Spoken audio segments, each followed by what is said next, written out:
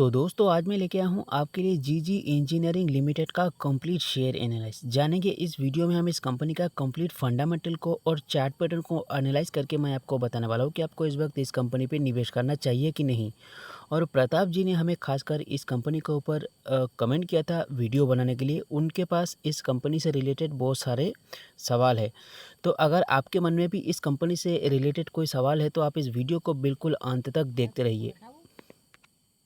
तो वीडियो शुरू करने से पहले बता दो दोस्तों, अगर आपका भी कोई क्वेरीज है तो प्लीज़ नीचे कमेंट बॉक्स में कमेंट करना ताकि हम आपके लिए भी अलग से वीडियो बना सकें। तो दोस्तों चलिए शुरू करते हैं। किसी भी कंपनी का फंडामेंटल देखने के लिए हमें सबसे पहले देखना रहता है कंपनी का जो है फाइनेंशियल रिजल्ट। तो इस कंपनी का हम लोग रिजल्ट से शुरू करते हैं। तो यह है इस कंपनी का जून 2023 का क्वार्टरली रिजल्ट। कंपनी को रेवेन्यू पे जो है ईयर ऑन ईयर प्रॉफिट हुआ है 56% का। कंपनी नेट इनकम में जो प्रॉफिट में है इस साल में 38% का।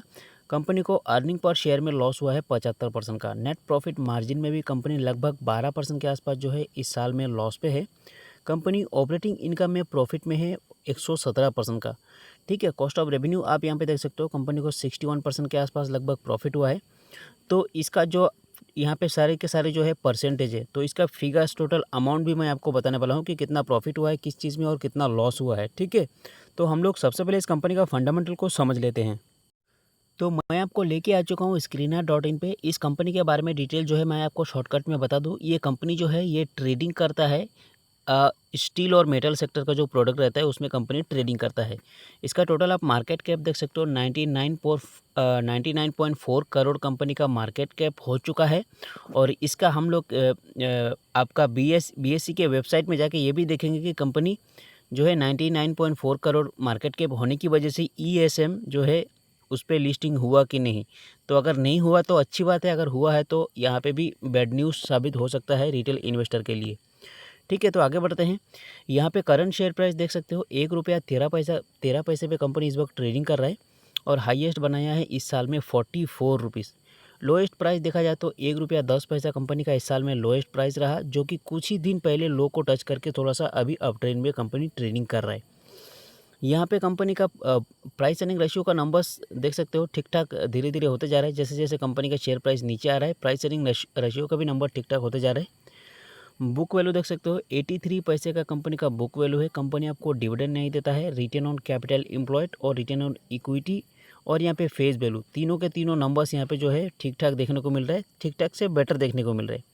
मतलब कुछ कुछ चीज़ों में थोड़ा बहुत ठीक ठाक और कुछ कुछ चीज़ों में बहुत अच्छा देखने को मिल रहा है कंपनी का जो फंडामेंटल। तो यहाँ पे आपको बता दूँ कंपनी जो है बिल्कुल डेट फ्री है। यहाँ पे कोई टेंशन लेने की बात नहीं है कि कितना कर्जा है, कंपनी को प्रॉफिट होगा कि नहीं। कंपनी बिल्कुल डेट फ्री है। और तीसरा, यहाँ पे कंपनी को डेट फ्री होने की वजह से भी और यहाँ पे कंपनी का जो प्रॉफिट ग्रोथ है बीते 5 साल में देखेंगे ओवरऑल तो यहाँ पे 55% का कंपनी को इजाफा हुआ है। बस यहाँ पे आपको ध्यान रखना है, कॉन्स की बात करें तो यहाँ पे ध्यान रखना है आपको लगभग 2% के आसपास जो है प्रोमोटर्स का होल्डिंग है, जो कि बहुत ही कम है। एटलीस्ट कम से कम 40% का होल्डिंग होना चाहिए किसी भी अच्छा कंपनी में। अगर आप फंडामेंटल देख के निवेश करते हैं तो यहाँ पे 40% का एक्सपेक्ट किया जा सकता है कंपनी का प्रोमोटर्स का होल्डिंग। तो उस हिसाब से यहाँ पे बहुत ही कम है, 2% का होल्डिंग है। ये आपको दिमाग में रखना है अगर आप फंडामेंटल देख के निवेश करते हैं तो। और रिटर्न ऑन इक्विटी देख सकते हो, बीते 3 साल में 10.5% के आसपास रिटर्न ऑन इक्विटी रहा कंपनी का। और प्रोमोटर्स का जो होल्डिंग था आप देख सकते हो, इन बीते 3 साल में सारे के सारे होल्डिंग्स पब्लिक को बेच के, मतलब प्रोमोटर्स एग्जिट हो चुका है। तो किसको बेचा है हम वो भी जानेंगे। अभी देख लेते हैं क्वार्टरली रिजल्ट का इसका नंबर्स कैसा है। तो यहाँ पे आप देख सकते हो जून 2023 के क्वार्टर में कंपनी को 18.04 करोड़ का एक्सपेंस हुआ है और 18.95 करोड़ का कंपनी को सेल हुआ है। तो कंपनी जो है आपको बताया था ना, वहाँ पे देखा था 117% जो है ऑपरेटिंग प्रॉफिट में है। तो ये इसका फिगर्स है 0.91 करोड़ का। ठीक है, पिछले क्वार्टर में मार्च 2023 के क्वार्टर में कंपनी जो है लॉस पे था 6 लाख का। और यहाँ पे 91 लाख जो है कंपनी प्रॉफिट में आ चुका है ऑपरेटिंग प्रॉफिट में इस क्वार्टर में। नेट प्रॉफिट देखेंगे तो पिछले क्वार्टर में कंपनी प्रॉफिट में था 5.37 करोड़ का। यहाँ पे ओनली 0.34 करोड़ का कंपनी को प्रॉफिट हुआ है इस क्वार्टर में। तो कंपनी यहाँ पे ऑपरेटिंग प्रॉफिट में ज़रूर है, बट नेट प्रॉफिट कंपनी को बहुत ज़्यादा घट चुका है। मतलब आधे से आधा, उसका भी आधा हो चुका है।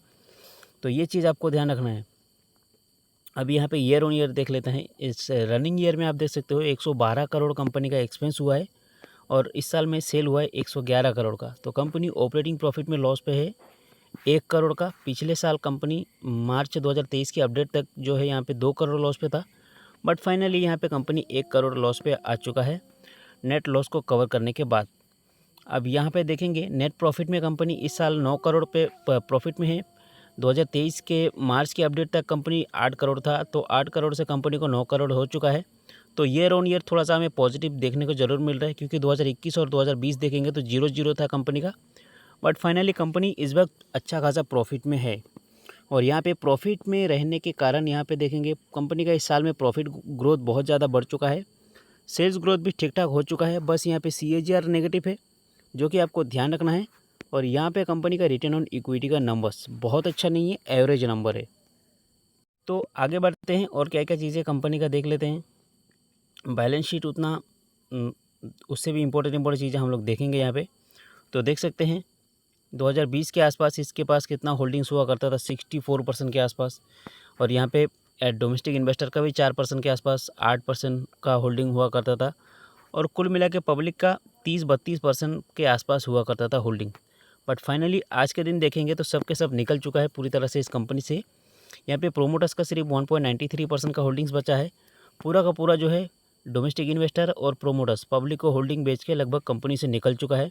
तो ये एक बहुत बड़ा नेगेटिव पॉइंट है, इसी पे आपको फोकस रखना है, क्योंकि अगर कंपनी में प्रोमोटर्स नहीं रहेंगे दोस्तों तो कंपनी जो है उतना तेज़ी से प्रॉफिट नहीं बना पाता है, क्योंकि प्रोमोटर्स ही नहीं है कंपनी में।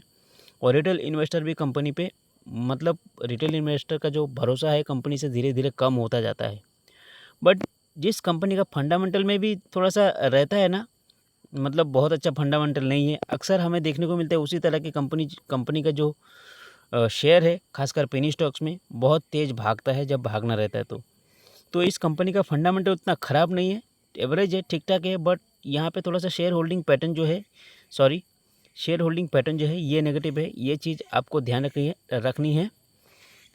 और मेरी पॉइंट ऑफ व्यू से देखा जाए तो कंपनी का फंडामेंटल एवरेज है, ख़राब नहीं है, ठीक है, बहुत अच्छा नहीं है ये मान सकते हैं, लेकिन ख़राब भी नहीं है।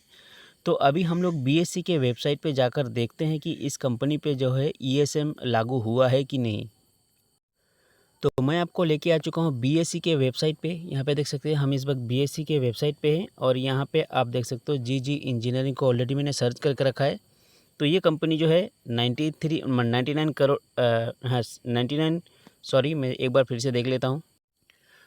मार्केट कैप टोटल 99.4 करोड़, मतलब 100 करोड़ का मान के चलते हैं, ठीक है। लेकिन 500 करोड़ के नीचे वाली कंपनी पे जो है BSE बॉम्बे स्टॉक आपका सेबी ने जो है ESM लागू कर चुका था, बट फाइनली इस कंपनी के ऊपर हमें ESM देखने को नहीं मिल रहा है, ठीक है। तो यहाँ पे आ चुके हैं हम, 100 करोड़ का कंपनी है, तो इस पर भी ESM लागू नहीं हुआ है। किस कारण से नहीं हुआ ये हम बता नहीं सकते, क्योंकि जो है वो सेबी का काम है, ठीक है। हम सिर्फ यहाँ पे देखेंगे, एनालाइज करेंगे, और यहाँ पे देखा जाए तो इस कंपनी के ऊपर ESM लागू नहीं हुआ है। और ये एक अच्छी बात है इन्वेस्टर के लिए और रिटेल इन्वेस्टर के लिए, क्योंकि जिस कंपनी पे भी ESM लागू हो जाएगा उस कंपनी से धीरे धीरे जो बड़े इन्वेस्टर है, बड़े निवेशक है, वो एग्जिट होना शुरू कर देता है। तो फाइनली हम लोग आ चुके हैं कंपनी के शेयर्स के चार्ट पैटर्न पे। आज के दिन कंपनी ने 2% के आसपास का रिटर्न जरूर दिया है, लेकिन कल के दिन बीते कल कंपनी 7% गिर चुका था यहाँ पे, और इस हफ्ते में कंपनी 9% के आसपास जो है गिरावट दे चुका है। मंथली चार्ट पैटर्न देखा जाए तो कंपनी 27% इस महीने में प्रॉफिट में है, और यहाँ पे 6 मंथ का चार्ट पैटर्न देखेंगे तो सिर्फ 2.5% के आसपास गिरा है कंपनी। और यहाँ पे जो एक लो बनाया था सबसे लो, उस लो के ऊपर जाके कंपनी इस वक्त ट्रेडिंग कर रहा है। तो ये एक पॉजिटिव साइन दे रहा है, कंपनी जो है अब ट्रेंड की तैयारी कर रहा है। मैं आपको इसका 1 ईयर का चार्ट पैटर्न दिखा देता हूँ। एक साल में आप देख सकते हो 26% गिर चुका है, और यहाँ पे एक साल में जितना भी लो बनाए हैं अब देख सकते हो, यहाँ पे लो बनाया, ये आपका लो कितना का बनाया, 75 पैसे का लो बना के कंपनी ऊपर ट्रेडिंग कर रहा है। यहाँ पे 92 पैसे पे ट्रेडिंग करना शुरू किया, उसके बाद कंपनी जो है इस लो को टच नहीं किया। यहाँ पे एक लो बनाया 90 पैसा, 90 पैसे का लो बनाने के बाद कंपनी फिर से ऊपर चला गया। तो इस तरह से यहाँ पे 2 बार हमें पॉजिटिव चार्ट पैटर्न देखने को मिला। आई थिंक आने वाले दिनों में कंपनी एक अप ट्रेंड दे सकता है। अगर यहाँ पे 1 ईयर का चार्ट पैटर्न देखा जाए, 6 मंथ का चार्ट पैटर्न हमने देख लिया, मैं आपको मैक्स 5 ईयर का चार्ट पैटर्न दिखा देता हूँ। 35% गिर चुका है इन 5 सालों में, और इसका हाई रहा इन 5 सालों में लगभग 9 रुपये के आसपास। मैक्स टू मैक्स देखा जाए तो max to max company finally profit में ही है। और यहाँ पे शुरुआती तौर पे अगर देखा जाए 2017 के आपका आसपास जब कंपनी लिस्टिंग हुआ था, उस टाइम कंपनी का जो है शेयर प्राइस 75 पैसा हुआ करता था। उसके बाद 2017 से लेके आज 2023 चल रहा है, इतने सालों में कंपनी इस लो को छुआ नहीं। उससे पहले ही कंपनी सपोर्ट लेके एक ऊपर जा रहा है, ठीक है। यहाँ पे इन बीते 1 साल के अंदर छुआ ज़रूर है 2023 मार्च के आसपास इस लो को, बट कंपनी अभी अप ट्रेंड में ट्रेडिंग कर रहा है। तो उम्मीद करते हैं यहाँ पे जितना गिरना था कंपनी को गिर चुका है। अब ये कंपनी फाइनली एक अप ट्रेंड दे सकता है। हालांकि कुछ दिन पहले इस कंपनी को जो है पंप एंड डंप किया गया था, ठीक है। कंपनी के ऊपर फेक न्यूज़ चला के कंपनी को जो है रिटेल इन्वेस्टर को खरीदवा कर शेयर्स को एकदम बुलिश कर दिया गया था, जिसके कारण इसका शेयर प्राइस में बहुत तेज़ी से उछाल आया था। बट फाइनली वो करेक्शन हो चुका है। अब यहाँ पे चिंता करने की कोई बात नहीं है। तो उम्मीद करते हैं दोस्तों आने वाले दिनों में इसका शेयर प्राइस में हमें तेज़ी देखने को मिलेगी। तो ये थी हमारा पॉइंट ऑफ व्यू इस कंपनी को लेके। आपका क्या पॉइंट ऑफ व्यू है कमेंट बॉक्स में ज़रूर बताना।